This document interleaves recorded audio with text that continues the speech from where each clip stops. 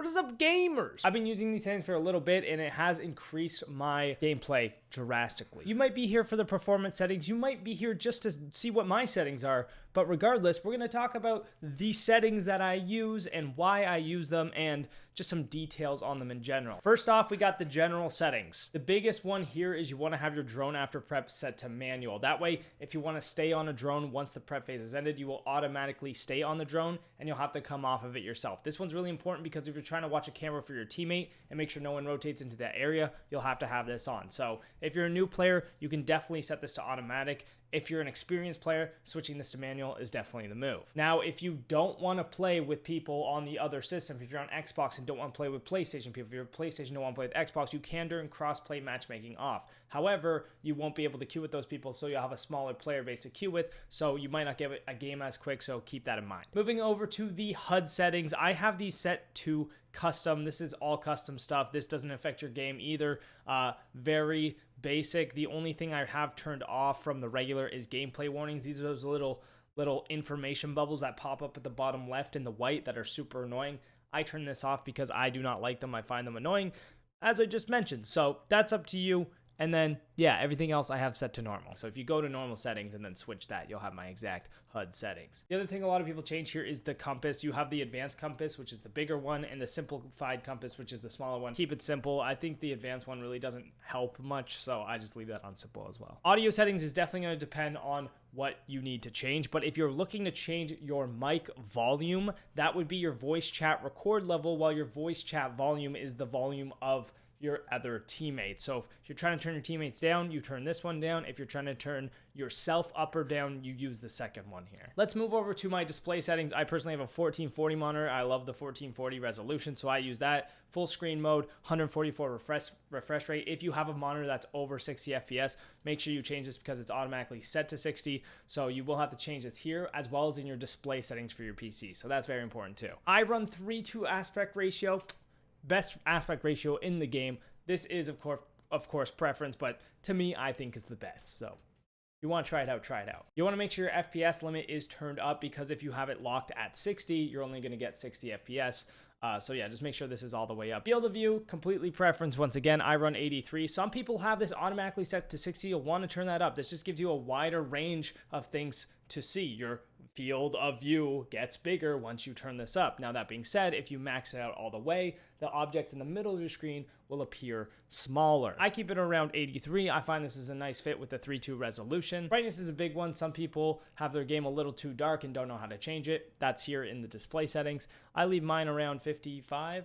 I messed it up and I don't know what I actually keep it at. I think 55. Now we're going to talk about the graphics settings. This is where you will actually improve that performance settings that you want on to have better performance. Like I mentioned before, when I'm streaming, recording, have all these tabs open and playing the game, it tanks my PC a bit. So I want to make sure I have the best performance settings so that I can play the game competitively. Now, your graphics will look a little worse, but you'll have a better advantage in the game. First up, we have the texture quality. This is the overall quality of the textures you see in the game. I have this set to low. As you can see, when I turn it up, it puts more pressure on my graphics card the higher it is. This one, definitely keep it to low. That's the best way for performance for sure. But then again, if you want a better look, you can turn it up. Next up, we have the texture filtering, and you can leave this on linear, but I find the game looks too like 2D almost, so I just turn it to the 2 times. The higher you turn this up, the more it impacts your performance. So I wouldn't go any higher than this if you are trying to maximize your performance. Level of detail quality just impacts the quality of the level of detail. It says it right in the description there.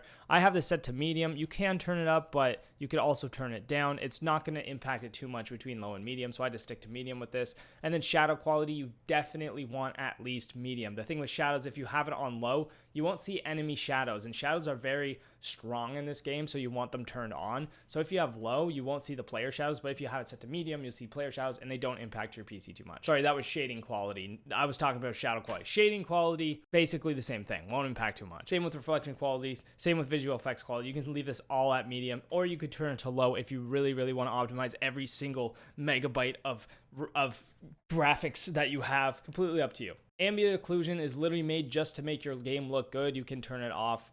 You don't need it. If you have this set to bloom and lens flare, you will literally not be able to see anything. Every time you shoot, there'll be a flash of your gun. It might look super realistic, but competitively, you're screwed. So leave this one off too if you want to just not have a bad, if you want, you just turn it off. Just turn it off. I'm not entirely sure what DLSS is, but I have it set to performance. It's recommended for ultra performance only if you're playing in 8K, which like nobody does that. So you don't need it on ultra performance. Whereas if you want a higher quality, you can set it to the quality side, but I have it on performance just to offer that performance boost, and I don't need any sort of image boosting. I don't care, just performance for this one. Your adaptive render scaling target FPS is that target FPS you're going for when you're playing. I have it set to 144 because that's the maximum hertz that my monitor can use anyway. If you have a 240 hertz monitor, you can turn it up to 240. For your TAA sharpness, this one's actually very impactful on how your game looks. It increases the sharpness of the environment. So if you have it set all the way down to 0, then your environment's going to look very, very blobbish. Whereas if you turn it all the way up, everything is going to look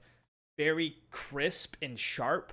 So I have it around the middle, a little bit higher if it's set to 60, but you can change that as you will. Some people really like 100, some people don't like it at all. That's something you can mess around with a bit and feel it out. Next, we'll talk about my controls and what I actually use in the game because you guys might be interested in that. For my mouse sensitivity, I use 8.8, and then for my advanced settings, I have 90, 105, 136, 160, 200, 200, 200.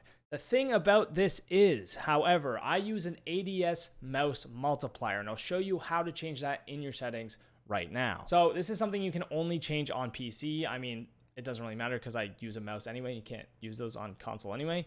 But if you go to your documents on PC and then My Games and then Rainbow Six Siege, then you have to click on the file folder that is your account. I've played on multiple different accounts on this PC, but I know that mine is CFA19 blah, blah, blah. This is my main account, so that's how I can check it. If you want to know what this is, there is a way around this. If you go to r6tab.com, search in your name, and then click on your account, you can find the file name of your account right here at the end after the slash. So you see mine is the CFA folder like I mentioned before. So if I bring that folder back up, go into it and go to game settings, this is when we will actually be able to switch our mouse multiplier unit. So if you scroll down under input right here, you will see your ADS mouse multiplier unit right here. Mine is set to 0.005301. So if you want the Poxy mouse multiplier, there it is for you right there. I believe this is normally set to 0.02, so it's about 1/4 of the normal multiplier unit that you would use. And as a bonus tip, you can also change your server by switching this right here. So if I wanted to go to central servers, I just type in central US, hit the X and save, and then once I launch my game again, I'll be on the central US servers. This is the same way you can switch to West Europe, East US, Japan East, North Europe, South Africa. So you can go to any of these servers by just switching it to this. Or you can just do default, which is what it should already say if you haven't switched this before, and that will put you on the closest one to your location. I actually have my mouse scroll for weapons disabled. Sometimes the mouse scroll will get stuck halfway and then switch weapons accidentally. I have that completely off. I use X to switch my guns. For my gadget deployment, I have it on advanced. This allows you to place a thermite charge down and get off halfway through. That way they can't bandit trick it. Gadget deployment advanced, drone deployment advanced. You want these both advanced. It's just makes for more control over your character in these animations. Definitely worth getting used to if you don't use it already. I use hold for aim. If you use toggle, that's kind of weird. Toggle for lean, hold for sprint, toggle for crouch, toggle for prone, hold for walk. Just very basic, nothing to really talk about there. Then we have my controls. I use my U and I for text and team chat because I don't want to accidentally hit it in a gunfight. That used to happen all the time. So I switched that. Caps lock for push to talk. I mean, that's up to you. And then I use the default lean keys Q and E. I sprint with shift. I crouch with my mouse button. I prone with control. I walk with C instead of crouch. I melee with G because my grenade is on my front mouse button as well. So that's pretty much it. The only strange one really is G on melee, walk on C.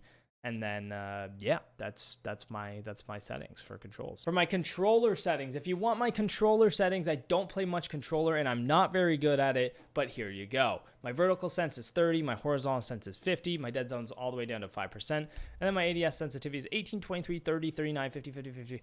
And yeah, I suck at controller, but that's my controller settings if you're super interested. My current nickname is Hung Uncle. Very important fact. For my accessibility settings, I have my optics set to green, 100% opacity. I have my screen shake off. If you have your screen shake to default or medium, turn it off. That way if you get impact grenade, a thermite charge go off, a fuse charge, whatever, your whole screen won't shake. You'll actually be able to fight right back. That's a very important one.